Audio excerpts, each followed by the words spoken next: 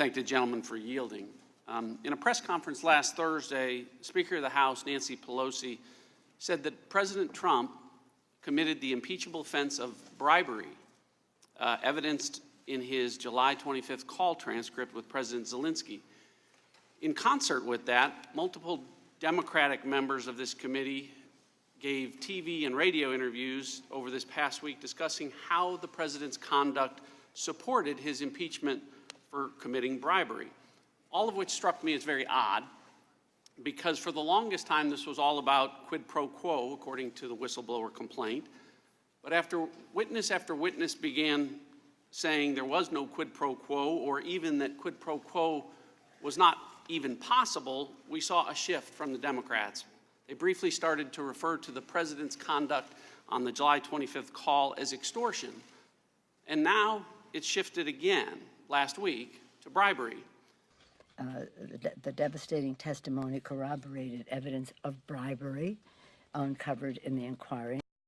Ms. Williams, you used the word unusual to describe the president's call on July 25th.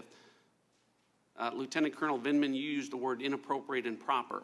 Now, I've word searched each of your transcripts, and the word bribery or bribe doesn't appear anywhere in that. Ms. Williams, you've never used the word bribery or bribe to explain President Trump's conduct, correct? No, sir. Colonel Vindman, you haven't either. That is correct. The problem is, in an impeachment inquiry that the Speaker of the House says is all about bribery, where bribery is the impeachable offense, no witness has used the word bribery to describe President Trump's conduct. None of them. These aren't all of the deposition transcripts. These are just the 10 that have been released. 6 weeks of witness interviews in this impeachment inquiry, hundreds of hours of testimony, thousands of questions asked, thousands of answers given. The number of times that witnesses have been asked any question about whether or not President Trump's conduct constituted bribery before Ambassador Yovanovitch was asked by my colleague, Congressman Stewart, last Thursday, is 0.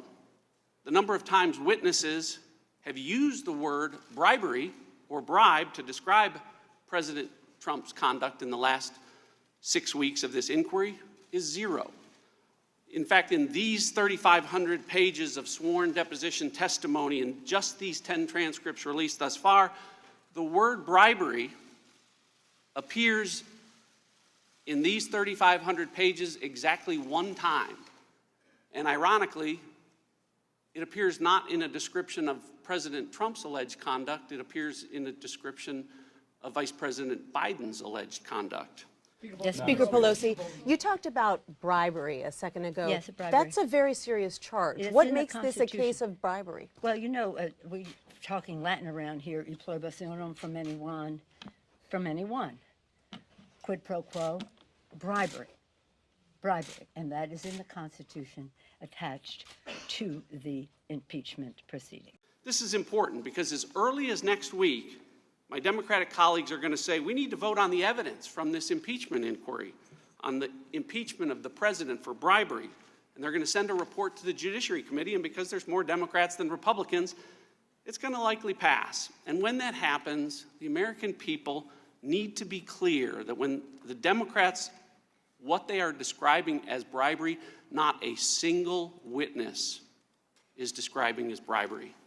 We've heard many times in the course of this proceeding that the facts of the president are not in dispute.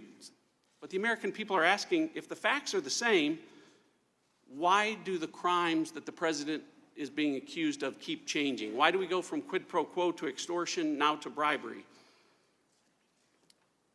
Chairman Nunes told you the answer. The answer is polling. Washington Times asked Americans what would be the most damning accusation, and it didn't come back quid pro quo, it didn't come back extortion, it came back bribery. So this case is all about bribery. Look, it's bad enough that the Democrats have forbidden White House lawyers from participating in this proceeding. It's hard enough to defend yourself without your lawyers present. But what's even worse is trying to defend yourself against an accusation that keeps changing in the middle of the proceeding. If Democrats accuse the president of a high crime or impeachable offense, he at least ought to know which one it is. And when Speaker Pelosi says this is all about bribery, she's promised us evidence of bribery that would be compelling and overwhelming, and instead, it's invisible. I yield back.